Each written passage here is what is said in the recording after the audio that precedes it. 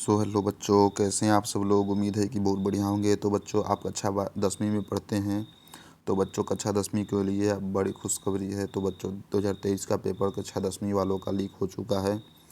तो बच्चों, उनका पेपर मैं लेकर के आया हूँ और पूरा डिटेल्स में रिव्यू और उनका ऑब्जेक्टिव टाइप वाले क्वेश्चन का आंसर देने वाला हूँ।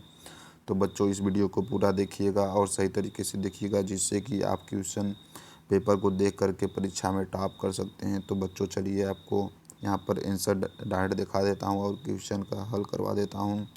तो बच्चों, मैथ का पेपर आपको दिया हुआ है। फिर आपका आ गया है यहाँ पर मैक्सिमम आपको 75 मार्क्स का क्वेश्चन आएगा। 3 आवर्स का टाइम दिया रहेगा बच्चों। फिर आपका निर्देश को पढ़ लेना है। निर्देश को आपको दिया हुआ है नीचे।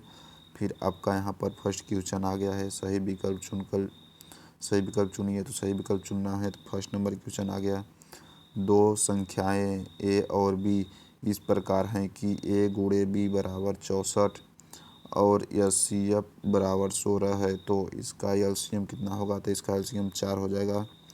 यदि किसी द्विघात बहुपद a x square plus b x plus c के शून्य अल्फ़ा और बीटा हैं, तो अल्फ़ा और बीटा का मान होगा। तो अल्फ़ा और बीटा का मान हो जाएगा सी बट्टे ए। यदि a1/a2 बराबर b1/b2 बराबर c1/c2, तो समीकरण का रैखिक युग्मन लिखना है। तो a1x plus b1y plus c1 बराबर 0 तथा a2x plus b2y plus c2 0 का आंसर क्या हो जाएगा। तो आपका अंत अनेक हल हो जाएगा। फिर आपका चौथा नंबर क्वेश्चन आ गया। चौथा नंबर क्वेश्चन देख सकते हैं। तो चौथा नंबर क्वेश्चन में आपको श्रेणी 6, 12, 18 का कौन सा पद 54 है। तो आपको 9वां पद 54 हो जाएगा। फिर आपका 5वां नंबर क्वेश्चन का हल हो जाएगा, त्रिभुज ए बी सी में ए बी बराबर 6√3 सेंटीमीटर, ए सी बराबर 12 सेंटीमीटर, तो बी सी बराबर 6 सेंटीमीटर है। तब कोण बी का मान होगा। तो कोण बी का मान 90 डिग्री हो जाएगा। दो बिंदुओं का ए √x1 y1 और बी √x2 y2 के बीच की दूरी। तो ए बी बराबर x1 x2 x1 स्क्वायर फिर minus x2 y2 y1 square हो जाएगा आपका आंसर। फिर प्रश्न क्रमांक 2 आ गया। तो प्रश्न क्रमांक 2 को लिखना है। तो आपका प्रत्येक भाज्य संख्याओं को डॉट डॉट संख्याओं के गुणनफल के रूप में व्यक्त किया जाता है। तो आपका भाज्य, तो अभाज्य आपको लिख देना है। अभाज्य लिखने के बाद आपका दूसरा नंबर क्वेश्चन आंसर आ गया। दूसरा नंबर क्वेश्चन, द्विघात समीकरण का विभक्तीकरण सूत्र लिखना है। तो बी स्क्वायर बराबर 4ac, तो बी स्क्वायर बराबर 4ac लिखना है। फिर यदि किसी समांतर श्रेणी का nवां पद 3 + 2n हो, तब श्रेणी का प्रथम पद होगा। तो श्रेणी का प्रथम पद हो जाएगा आपका 5। फिर दो समान कोणिक त्रिभुजों की उनकी संगत भुजाओं का अनुपात सदैव होता है। तो उनका समानुपात होता है। फिर आपका 5वां नंबर क्वेश्चन, मीनार की ऊंची पाद के 3 मीटर दूरी बिंदु पर मीनार की चोटी का उन्नयन कोण होगा। तो उसका उन्नयन कोण हो जाएगा आपका 1 डिग्री। तो 1 डिग्री लिख देना है। 1 डिग्री लिखने के बाद 6वां नंबर क्वेश्चन, वृत्त की दो बिंदु पर प्रतिच्छेद करने वाली रेखा डॉट डॉट रेखा कहलाती है। तो छेदक रेखा कहलाती है। तो छेदक रेखा लिख देना है। फिर आपका सही जोड़ी बनाना है। तो सही जोड़ी cos 1 plus cos square theta बराबर cosec square theta, sec square theta को 1/cos square theta, sin square theta बराबर cos स्क्वायर थीटा बराबर आपका हो जाएगा 1 हो जाएगा। फिर वृत्त की परिधि होती है तो 2πr स्क्वायर वृत्त का क्षेत्रफल होता है। तो आपका πr स्क्वायर हो जाता है। असंभव घटना की प्रायिकता कहलाती है 0। तब फिर बच्चों आपका आ गया है,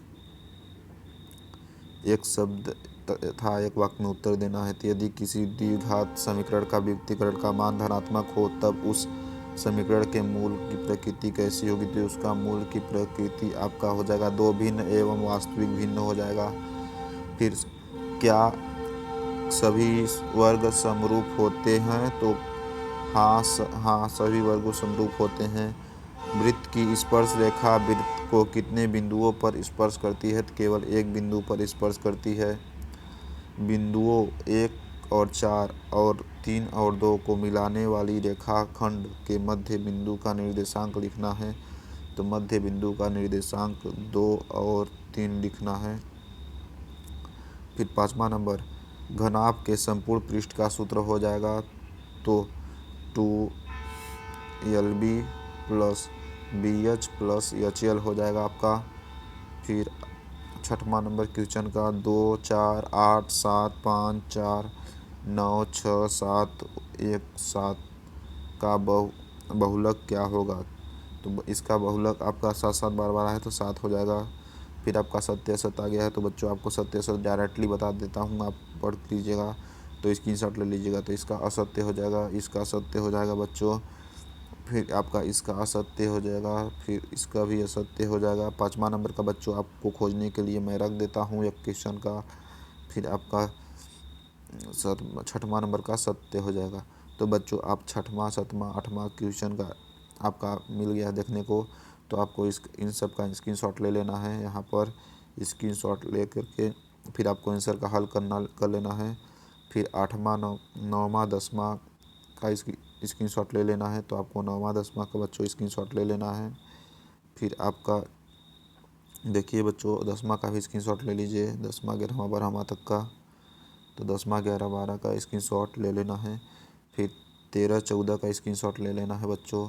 तो 13वां और 14वां का स्क्रीनशॉट ले लेना है। फिर आपका 15 16 17 का स्क्रीनशॉट ले लेना है बच्चों। 17 तक का स्क्रीनशॉट लेने के बाद 18 19 20 का स्क्रीनशॉट ले लेना है। तो 18 19 20 का स्क्रीनशॉट ले लेना है क्वेश्चन का।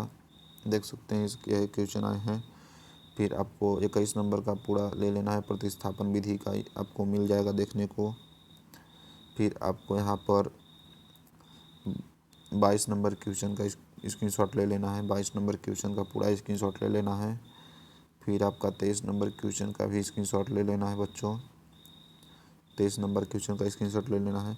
तो बच्चों वीडियो कैसा लगा? वीडियो अच्छा लगा तो लाइक शेयर सब्सक्राइब करना ना भूलें। थैंक यू बच्चों, धन्यवाद।